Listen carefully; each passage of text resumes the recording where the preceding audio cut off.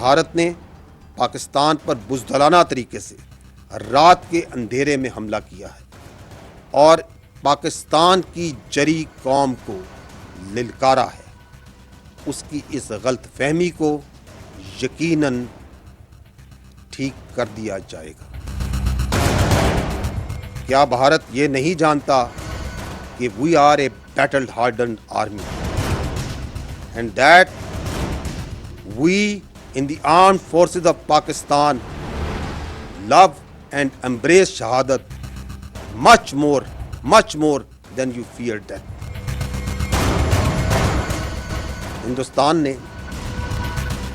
نیلم Jhelum hydro power project کو، اس میں نوسیری dam کے سٹرکچر کو نشانہ بنایا اور اس کو نقصان پہنچایا۔ ہائیڈرو سٹرکچرز کو نشانہ بنانا ایک ناقابل قبول اور خطرناک ایسکیلیشن ہے۔ کیا ہندوستان پاکستان کے عوام کے پانی کو نقصان پہنچانا چاہتا ہے؟ کیا وہ جانتا ہے کہ اس کے کیا کانسیکوینسز ہوں گے؟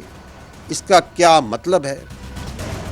ایک اور خطرناک اور ناقابل قبول عمل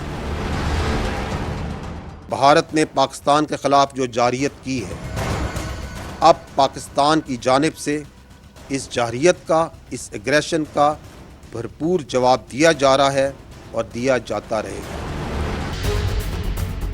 اب تک افواج پاکستان نے دشمن کی جارحیت کے جواب میں اور اپنے دفاع میں دشمن کے 5 طیارے اور 1 کامبیٹ ڈرون جو پاکستان پر حملہ آور ہوئے تھے ان کو مار گرایا ہے۔ حملہ آور گرائے جانے والوں میں بھارتی فضائیہ کے جنگی طیاروں میں 3 رافیل، 1 MiG 29 اور 1 SU طیارہ شامل ہے۔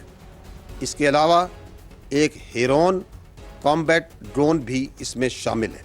یہ جو فضائی ایسٹس گرائے گئے، یہ جنرل ایریا بھٹنڈا میں، جموں میں، 2 اونتی پور کے علاقے میں، 1 اخنور اور 1 سری نگر کے علاقے میں مار گرائے گئے۔ It should also be noted that the Pakistan Armed Forces could have shot even more than 10 of their aircraft, but we exercised restraint and at no time any of their aircraft was allowed to enter into Pakistan's airspace, and also at no time none of Pakistan aircraft went into Indian airspace۔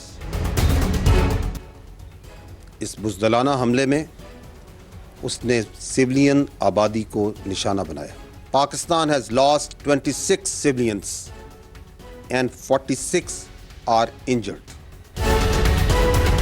Ahmad پور East میں مسجد سبحان اللہ کو نشانہ بنایا گیا، وہاں پر 13 شہادتیں ہوئیں جن میں 2 3 سال کی بچیاں بھی ہیں۔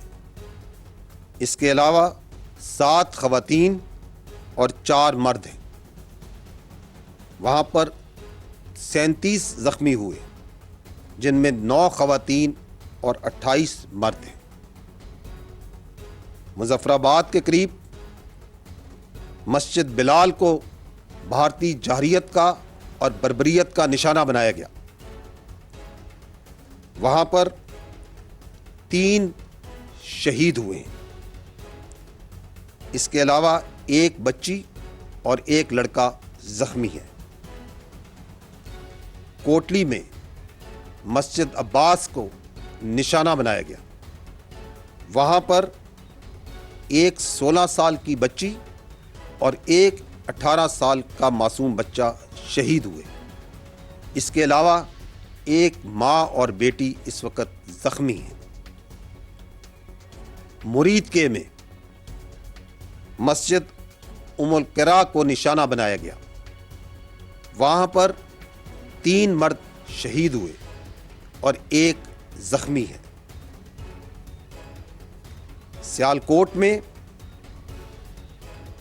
جو نشانہ بنایا گیا اس کی وجہ سے کوئی جانی اور مالی نقصان کی اطلاع نہیں آئی۔